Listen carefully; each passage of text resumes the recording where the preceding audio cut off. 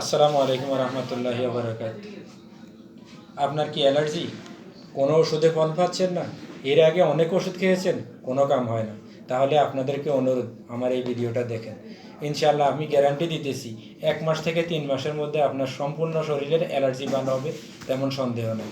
কারণ অ্যালার্জি হলো এমন একটা রোগ, আপনার শরীরের 96% রোগ এই অ্যালার্জিজনিত কারণে হয়। ধরেন সর্দি, কাশি, ঠান্ডা, তারপরে কানে কম শোনা থেকে শুরু করে হাঁপানি, শ্বাসকষ্ট, এই সবগুলো রোগ মূলত অ্যালার্জি থেকে সৃষ্টি হয়। তাই আপনাদের কাছে আমার অনুরোধ, আপনারা আমি এখন যেইভাবে বলবো কাগজ কলম নিয়ে লিখে রাখেন, এইভাবে আপনারা যে কোনো দোকানে পাবেন, বনাজি গাছগাছা ওষুধ দোকানে, এইভাবে খাবেন। ইনশাআল্লাহ আপনাদের অ্যালার্জি 1 মাস, কারো 1 মাসে ভালো হবে, কারো 3 মাস লাগবে।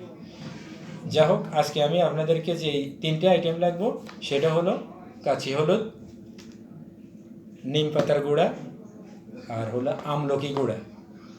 এগুলা গোটাও পাওয়া যায়, গুঁড়াও পাওয়া যায়। আপনারা গুঁড়াটা নিলে সবচেয়ে ভালো হয়, না হলে গোড়াটা পাবেন।